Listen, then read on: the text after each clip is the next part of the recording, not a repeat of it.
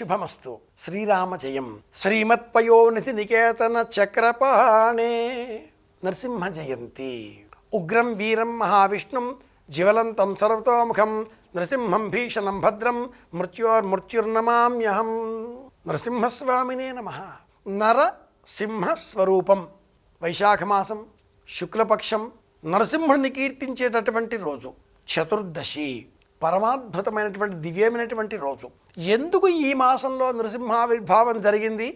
హిరణ్యకశ్యపుడు ఏ విధమైన వరాన్ని కోరుకున్నాడు? ఎందుకు అలా కోరుకోవలసి వచ్చింది? ఏ ప్రమాణంలో హిరణ్యకశ్యపుడు తపస్సు చేశాడో ఆ తపస్సుకు ఫలంగా సాక్షాత్తు స్వామి ఆ స్తంభములో తనకు తాను ఆవిర్భవింపజేసుకొని తన భక్తుడు పరోక్షంగా తన భక్తుడే అహరహరం తనను స్మరించిన ఆ హిరణ్యకశ్యపుడే తన భక్తుడే.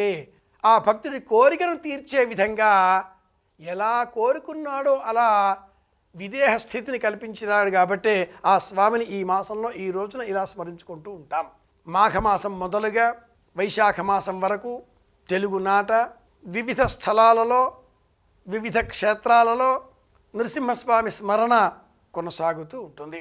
అహోబల నారసింహుడిగా, అంతర్వేది నారసింహుడిగా, స్తంభాద్రి నారసింహుడిగా, యాదగిరీశుడిగా, మంగళగిరి స్వామిగా ఒక్కొక్క చోట ఒక్కొక్క విధంగా ఆ స్వామిని ఈ 4 నెలల కాలంలో స్మరిస్తూ ఉంటాం.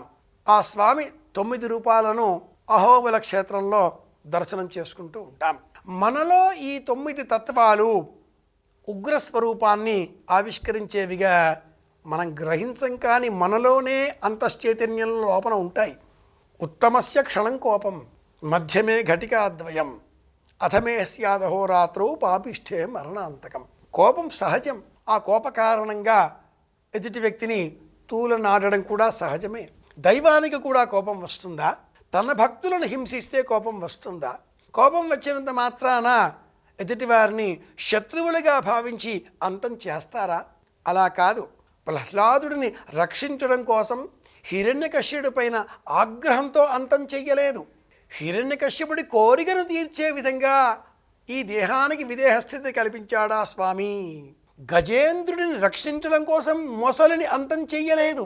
మొసలికి కైవల్యం కలిగించడం కోసం గజేంద్ర రక్షణ అన్న సన్నివేశాన్ని కల్పించాడా స్వామి. ఇలా ఆ మూలతత్వాన్ని మనం అర్థం చేసుకోవాలి. సంసార ఘోరగహనే చరతో మురారే ఆరోగ్రభీకరముగ ప్రమరార్థితస్య ఆర్తస్య మత్పర నిదాఘ నిపీడితస్య లక్ష్మీ నృసింహ మమ దేహి కరావలంబం. ఈ రోజున మన గృహాలలో స్తంభం పిల్లర్ ఉన్న చోట ఆ పిల్లర్ను చక్కగా కడిగి పసుపు కుంకుమల చేత అలంకరించి కొత్త వస్త్రాన్ని ఆ స్తంభానికి కట్టి శనగపప్పు, వడపప్పు, బెల్లం పానకం, మిరియపు గింజల పొడి కలిపినది వీటిని నివేదనగా అర్పించి చిన్నారి బాలబాలికలకు నరసింహ భక్తి ఎలాంటిదో, ప్రశ్నాల చరిత్రం ఎటువంటిదో వివరించాలి. కలడం భోధి కలండుగాలి కలడాకాశంబునన్ కుంభనిన్ ఇలాంటి పద్యాలన్నీ కూడా వాళ్ళకి చెబుతూ ఇంటికి మూలం నరసింహుడు అని చెప్పాలి. జ్యోతిష శాస్త్ర ప్రకారం భారతదేశానికి సంబంధించిన దైవం, కుల దైవం నరసింహస్వామి. ఈ సత్యాన్ని కూడా ఈ రోజున అందరికీ తెలియజేసే అవసరం ఎంతైనా ఉంది. తెలుసుకున్నాం కనుక బోధిద్దాం, అందరి క్షేమాన్ని కోరుదాం. మళ్ళీ కలుసుకుందాం. శుభమస్తు. శ్రీరామ జయం.